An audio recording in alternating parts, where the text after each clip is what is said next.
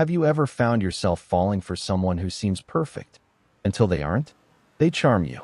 They pull you in. They make you feel seen, heard, needed. Then suddenly, the mask slips. The kindness turns to criticism, the affection into control, and you're left wondering, why do I always fall for people like this?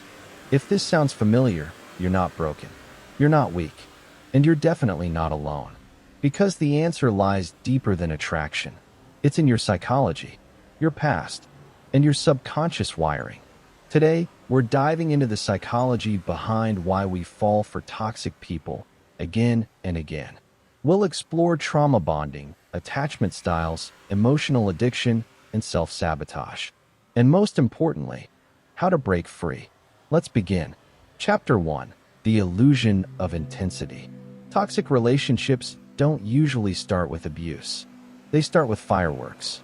They start with overwhelming attention, text messages that never stop, big gestures, instant connection. It feels like a movie. You think, this must be what love is supposed to feel like. But what you're feeling isn't connection. It's intensity. And intensity is not the same as intimacy. Intensity comes from unpredictability, and toxic people are masters of it. They give you highs, followed by crushing lows. Affection, then distance. Validation, then criticism. Your nervous system gets addicted to the roller coaster.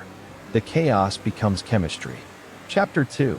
Trauma Bonding, Love's Dark Twin. Now we enter one of the most important and misunderstood psychological traps. Trauma bonding. This happens when a person becomes emotionally attached to someone who is hurting them. It sounds irrational, right? But it's actually how our brains try to survive instability. When we experience cycles of reward and punishment, our brains release chemicals, like dopamine and oxytocin, that bond us to the person delivering both. This is classic intermittent reinforcement. Think about it. If someone is always kind, we trust them. If someone is always cruel, we avoid them. But if someone flips between the two, we get stuck trying to earn their affection. It becomes a game you can't stop playing. And the worst part? The more hurt you feel, the stronger the bond becomes. Chapter 3. Attachment Styles, the Blueprint from Childhood. The way we love as adults is built in childhood. Attachment theory explains how the relationships we had with our caregivers shape how we connect to others later in life. There are 4 main attachment styles: secure, anxious, avoidant, and disorganized. Let's break them down. Secure individuals feel safe in relationships. They're comfortable with closeness and independence. They're not usually the ones falling for toxic patterns. Anxious types crave closeness, but fear abandonment. They often overinvest, overthink, and blame themselves when things go wrong. This makes them prime targets for toxic people who love the power imbalance. Avoidant individuals fear emotional dependency. They push others away, even when they want connection. Toxic partners often confuse their emotional shutdown as strength, until it leads to conflict and distance. Disorganized styles, often caused by trauma, swing between craving love and pushing it away. These individuals are drawn to drama, unpredictability, and relationships that feel unsafe. Why? Because unsafe is familiar. Chapter 4. Familiar pain feels like home. One of the most uncomfortable truths in psychology is this: we are drawn to what is familiar, not necessarily what is healthy. If you grew up in a household where love was inconsistent, where affection was conditional, where emotions were ignored, punished, or weaponized, then your nervous system equates chaos with connection. You may consciously crave peace, stability, and mutual respect, but your subconscious is wired to seek out what it already knows. This is why people from traumatic backgrounds often fall into similar relationship patterns over and over again. It's not because they're choosing it. It's because their brain has learned that this is what love feels like.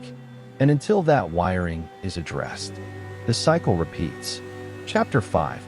The Role of Low Self-Worth. Here's a question that cuts deep. What do you think you deserve? Because toxic people are attracted to those who tolerate being treated poorly.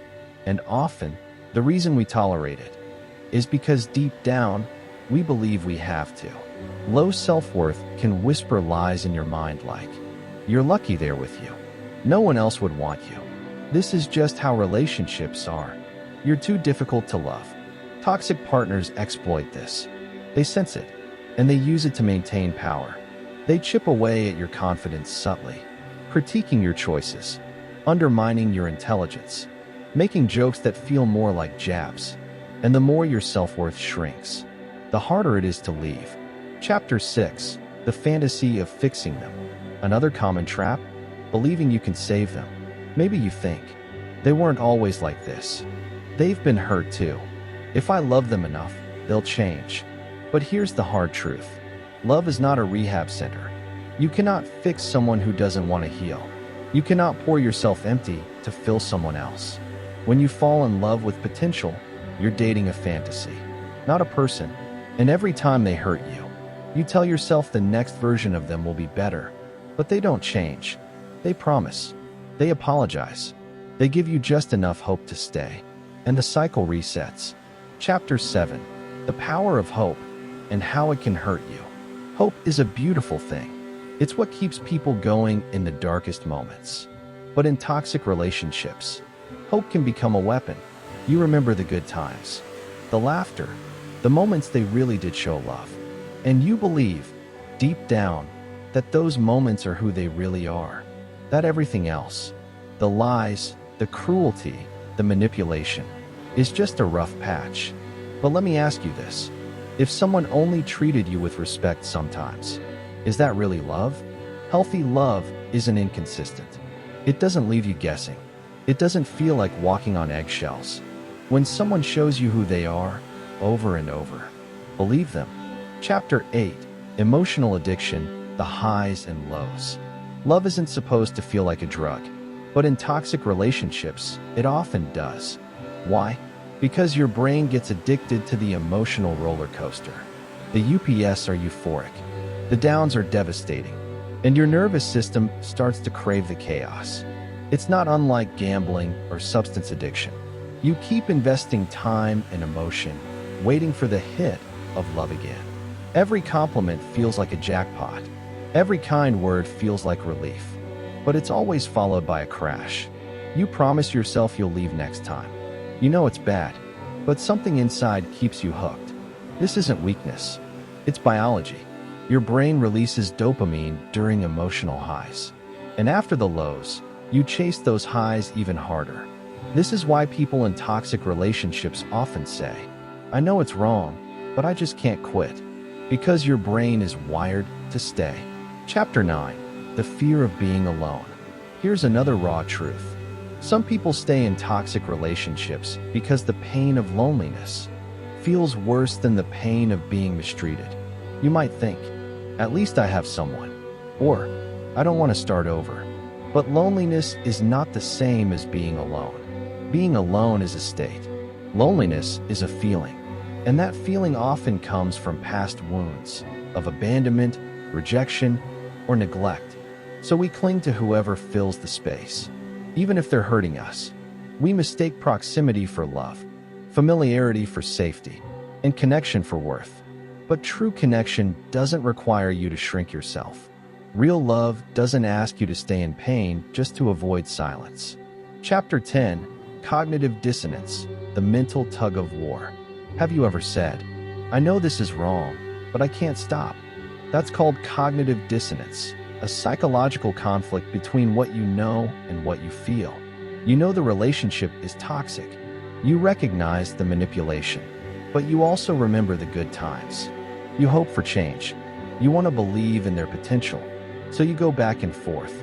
You leave, then return. You cry, then forgive. And the dissonance tears you apart.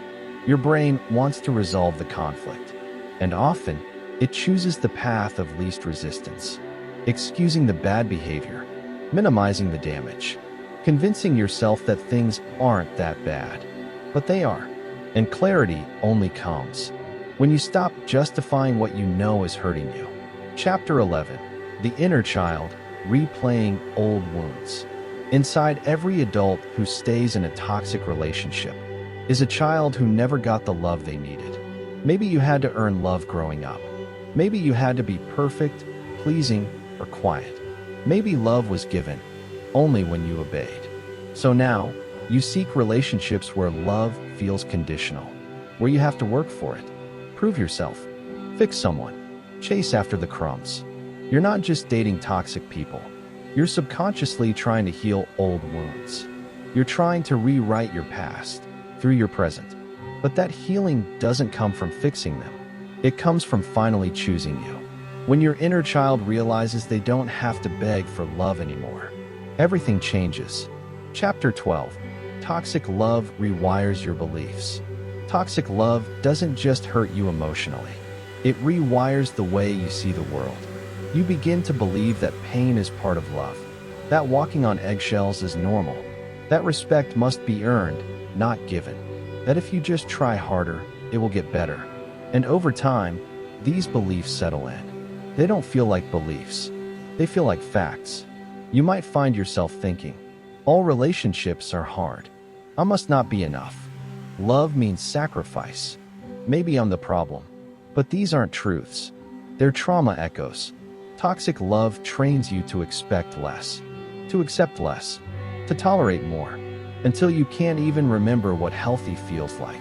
The damage isn't just in your heart. It's in your mindset. And that's exactly why healing must start there. Chapter 13. Why you blame yourself. When you're in a toxic dynamic, self-blame becomes a survival tool. If you believe it's your fault, you feel like you have control. If I stop being so emotional, they'll stop yelling. If I do everything right, they'll love me like they used to. But that control is an illusion. You didn't cause their behavior. You didn't make them toxic. You're not broken. Blaming yourself keeps the hope alive. Because if you're the problem, then maybe you can fix it. But the truth is, you're not the problem. You're in a problem. And you can't fix someone else's brokenness by breaking yourself. Chapter 14. The "but they're not always bad" trap. This is one of the biggest reasons people stay. They're not always like this. Of course they're not. No one is horrible all the time. And it's those moments of kindness, the apologies, the gifts, the "I love yous," that confuse your heart. You remember the good days. You hold on to the potential, and it makes the bad days feel like exceptions. But here's the test. Is their kindness used to build trust, or to reset the cycle? Do they take real accountability, or just say sorry to silence you? Healthy people don't keep apologizing for the same behavior. They change it. Don't fall for nice moments. Look at the pattern. Because love isn't about being good sometimes. It's about being safe consistently. Chapter 15. Why leaving feels so impossible. People often ask, if it's so bad, why don't they just leave? But the answer isn't simple. Because leaving a toxic relationship isn't just an action. It's an emotional extraction. You're not just walking away from a person. You're leaving behind a dream. A version of love you desperately hoped was real. The potential you invested in. The history you built. The promises that were never kept. You're also walking into uncertainty, into grief, into loneliness. And that's terrifying. Toxic love creates dependency, on validation, on approval, on chaos. So leaving feels like losing oxygen, even though it's the first breath of freedom. Thanks for watching, and I hope this deep dive into trauma bonding, attachment styles, and self-sabotage helped shed some light on why we sometimes fall into toxic patterns. Remember, awareness is the first step toward breaking the cycle and building healthier relationships. If you found this video insightful, don't forget to like, comment, and subscribe to Braintrap TV for more content that helps you navigate the complexities of the mind. Also, hit that notification bell so you never miss an episode.